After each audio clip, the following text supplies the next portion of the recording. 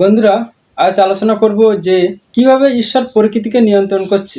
কোনো কিছুকে নিয়ন্ত্রণ করা বলতে বোঝায়, যেমন আমার হাতে একটি পেন আছে, পেনকে আমি নিয়ন্ত্রণ করছি মানে আমার ইচ্ছা খুশি মতন আমি নাড়াতে পারি, এদিকেও নিয়ে যেতে পারি, ওদিকেও নিয়ে যেতে পারি। তার মানে এই বস্তুটা আমার হাতে থাকলে আমি নিয়ন্ত্রণ করতে পারি, আমার হাতে যদি না থাকে আমি নিয়ন্ত্রণ করতে পারি না। তাই এই প্রকৃতি ভগবানের হাতে থাকলেই ভগবান প্রকৃতিকে নিয়ন্ত্রণ করতে পারবেন। তাহলে প্রশ্ন হলো, কিভাবে ভগবানের হাতে সমস্ত জল, বায়ু, সমস্ত জীবজন্তু, চন্দ্র, সূর্য সবকিছু ভগবানের হাতে কিভাবে আছে, যে তাই ভগবান সবকিছুকে নিয়ন্ত্রণ করতে পারে? এর উত্তর আজকে একটু শেষ পর্যন্ত দেখলে অবশ্যই জানতে পারবেন। ভগবান গীতার 13 অধ্যায়ের প্রকৃতি পুরুষ বিভাগ যোগ এই অধ্যায়ে বলছেন 21 নম্বর শ্লোকে, কার্যকারণ কর্তৃত্বে হেতু প্রকৃতির উচ্চতে।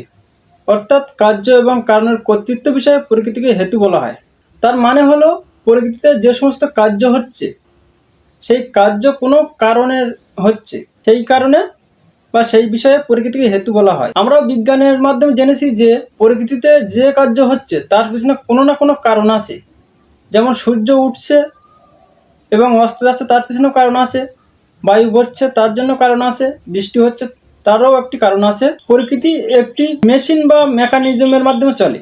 তো এই মেকানিজম বা সিস্টেমটাকে চালানোর জন্য কারোর শক্তির প্রয়োজন, সেই শক্তি সর্বশক্তিমান হওয়া প্রয়োজন। এই গীতার এই অধ্যায়ের 13 নম্বর শ্লোকে ভগবান বলছেন যে প্রকৃতি প্রতিটি অনুপরমাণু দিয়ে তৈরি হয়েছে এবং সেই অনুপরমাণুগুলি হলো ব্রহ্ম, অর্থাৎ ভগবান নিজেই। তাই এই শ্লোকে বলছেন ভগবান, আমি এখন জ্ঞাতব্য বিষয় সম্বন্ধে বলবো, যা জেনে অমৃতত্ব লাভ হয়। জ্ঞাতব্য বিষয় অর্থাৎ যাকে আয়ত্ত করা যায় বা পড়াশোনার মাধ্যমে যে জ্ঞানকে জানা যায়, যা জানলে অমৃতত্ব লাভ হয়, সেই জ্ঞেয় বস্তু অনাদি এবং আমার আশ্রিত, তাকে বলা হয় ব্রহ্ম। তার কার্য কারণের অতীত। পরের শ্লোকে ভগবান বলছে, তার হস্ত, পদ, চক্ষু, মস্তক ও মুখ সর্বত্রই এবং তিনি সর্বত্রই কর্ণযুক্ত। জগতের সব কিছুকে পরিব্যাপ্ত করে তিনি বিরাজমান।